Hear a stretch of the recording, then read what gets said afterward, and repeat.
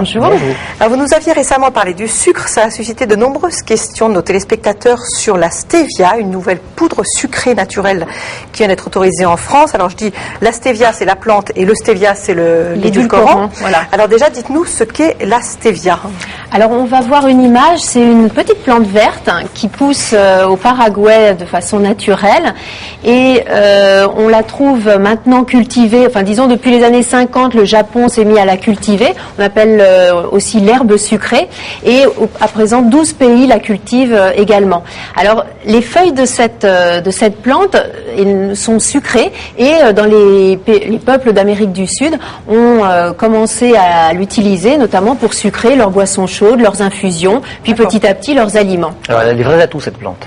Alors son véritable atout c'est qu'elle a un pouvoir sucrant faramineux qui est aux alentours de 200 fois supérieur au sucre saccharose de table qui soit en poudre ou en morceaux.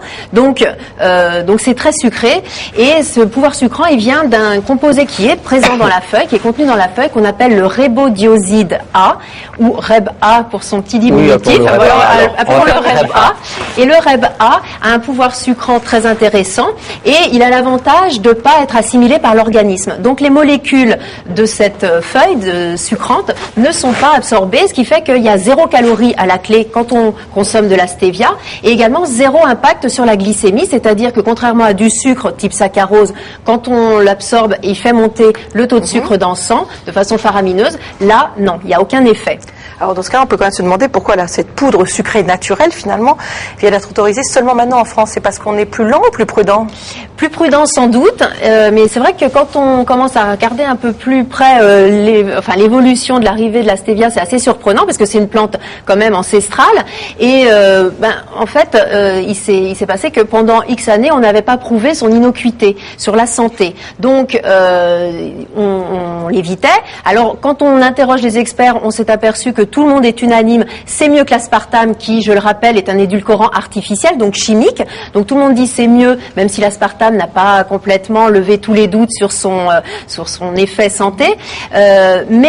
Quand on regarde d'un peu plus près, pourquoi seulement l'OMS en août 2008 lève la non-toxicité, annonce qu'effectivement il n'y a pas de toxicité, donc on approuve l'utilisation de l'extrait de stevia, donc le REB-A, comme additif alimentaire dans les produits transformés.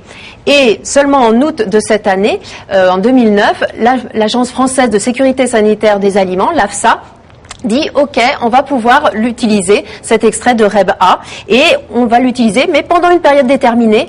Pourquoi également seulement 2 ans? C'est une période test. Il y a à la fois des manifestations du parapluie, du principe de précaution du parapluie qui s'ouvre, et puis certainement des gros combats quand même. Marketing derrière d'industrie agroalimentaire.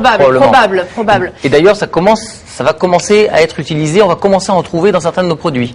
Oui, alors ça va arriver dans les produits, mais il faut faire attention, c'est que l'autorisation ne concerne que l'extrait de REB-A, donc l'extrait de la plante. C'est-à-dire que ça va être une poudre raffinée de la feuille qui va se présenter un peu comme l'aspartame, mais n'est pas vendu comme tel, ça va être que dans les produits, vraiment autorisé comme additif.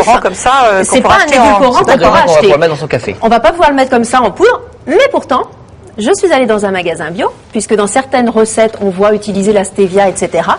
Et j'en ai acheté sans problème, alors que c'est interdit. La DGCCRF le dit, c'est interdit à la vente, et j'en ai acheté sans aucun problème dans un magasin cette semaine. Donc, ça se présente non pas sous forme de poudre blanche raffinée, comme on le verra probablement dans les années à venir, mais c'est une poudre de la feuille, donc une poudre verte, que je vous invite, ça donne la jolie couleur, qui est donc sucrée, donc vous allez goûter, vous allez me donner votre avis. Sur les feuilles en poudre. Voilà, c'est la feuille en poudre.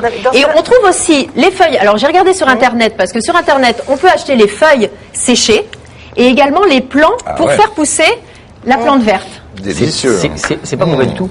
C'est à l'appréciation de chacun, c'est très spécial.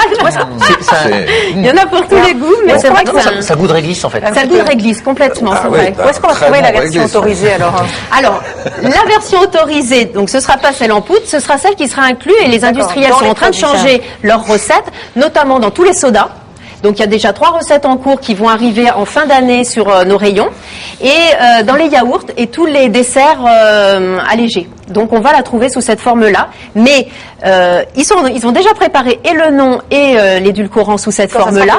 On a déjà les noms, mais c'est toujours pas voilà les noms commerciaux, Truvia, Live, mais ce n'est toujours pas autorisé en tant que tel. On a une question, Benoît. Ah oui, une question. Est-ce que la stevia supporte la cuisson Oui, contrairement à l'aspartame? alors le gros avantage pour les industriels par rapport à l'aspartame, c'est que ça supporte jusqu'à 200 degrés Celsius, donc on peut le cuire, donc on va le trouver aussi dans des autres recettes que simplement les boissons froides. Mais c'est pas aussi simple que ça pour l'utiliser néanmoins pour l'industriel. D'une part, alors moi j'ai payé 10 € les 50 grammes. Ça fait cher le sucre. Donc ça fait cher. En même temps, si on va pas en mettre beaucoup puisqu'il en faut très peu. 200 fois moins. Voilà. C'est-à-dire qu'une cuillerée à café, même pas une cuillerée à café, ça équivaut à une tasse de sucre. Ah oui. Mais pour l'industriel, c'est très compliqué à utiliser parce qu'il y a une réglementation très stricte. Il ne pourra pas complètement remplacer le sucre. Il aura le droit jusqu'à une certaine quantité pour ses produits industriels, que ce soit les bonbons, que ce soit les yaourts, etc. Donc, il va être limité de toute façon par la réglementation. Ça lui coûte plus cher. Et puis le problème, c'est qu'il va donner du goût de réglisse à tout. Et ça va donner un goût qui est particulier, qui va pas plaire à tout le monde. Donc, ce qu'il est fort probable, c'est que dans les recettes, on va avoir non seulement de la stevia, mais peut-être en quantité infime, parce qu'en plus c'est plus vendeur, c'est naturel, donc commercialement c'est quand même une bonne note pour le marketing.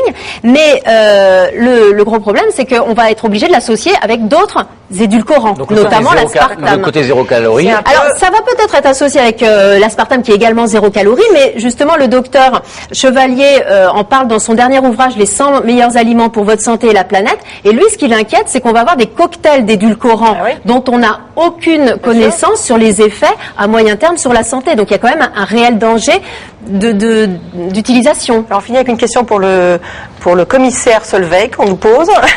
Quelqu'un nous dit: j'en cultive dans mon jardin, suis-je en infraction? Non, parce que en fait c'est la vente de l'édulcorant. Avoir la plante chez soi, même faire des feuilles séchées et puis le mettre, c'est comme la menthe finalement. On va peut-être le mettre dans son infusion, il n'y a aucun danger. En revanche, moi ce qui me gêne surtout, c'est l'effet marketing. Il y a de la stevia, c'est super, c'est naturel, on va le mettre de façon très évidente sur les produits.